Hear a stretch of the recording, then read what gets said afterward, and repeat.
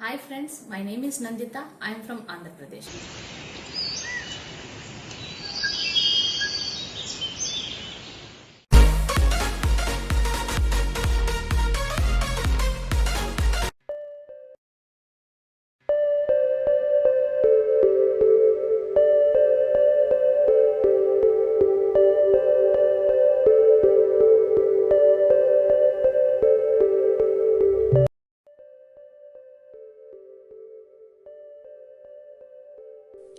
Now let us discuss about cell membrane. The detailed structure of the membrane was studied only after the advent of the electronic microscope in the 1950s. Meanwhile, chemical studies on the cell membrane, especially in human red blood cells, enables the scientists to deduce the possible structure of plasma membrane. These studies showed that the cell membrane is mainly composed of lipids and proteins. The major lipids are phospholipids that are arranged in a bilayer. Also, the lipids are arranged within the membrane with a polar head towards the outer sides and the hydrophobic tails towards the inner part.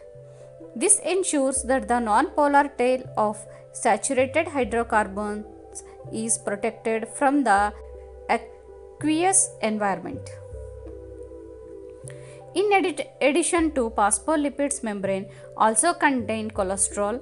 Later biochemical investigation revealed that the cell membranes also possess proteins and carbohydrate. The ratio of protein and lipids varies considerably in different cell types. In human beings, the membrane of the erythrocytes has approximately 52% protein and 40% lipids. Depending on the size of extraction, membrane proteins can be classified as integral and peripheral. Peripheral proteins lie on the surface of the membrane, while the integral proteins are partially or totally buried in the membrane.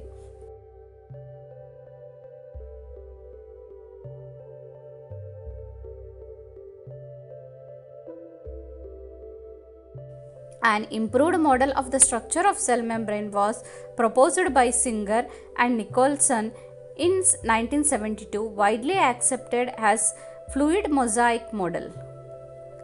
According to the quasi-fluid nature of lipids enable lateral movement of proteins within the overall bilayer. This ability to move within the membrane is measured as its fluidity. The fluid nature of the membrane is also important from the point of view of functions like cell growth, formation of intercellular junctions, secretion, endocytosis, cell division, etc. One of the most important functions of the plasma membrane is the transport of molecules across it. This membrane is selectively permeable to some molecules are present on either side of it. Many molecules can move briefly across the membrane without any requirement of energy, and this is called the passive transport. Neutral solutes may move across the membrane by the process of simple diffusion along the concentration gradient, that is, from higher concentration to the lower concentration. Water may also move across this membrane from higher to lower concentration. Movement of water by diffusion is called osmosis. As the polar molecules cannot pass through it, the non-polar lipid bilayer, they require a carrier protein of the membrane to facilitate their transport across the membrane. A few ions or molecules are transported across the membrane against their concentration gradient, that is, from lower to the higher concentration. Such a transport is an energy dependent process in which ATP is utilized, and it is called active transport. Example, Na plus Ka plus pump.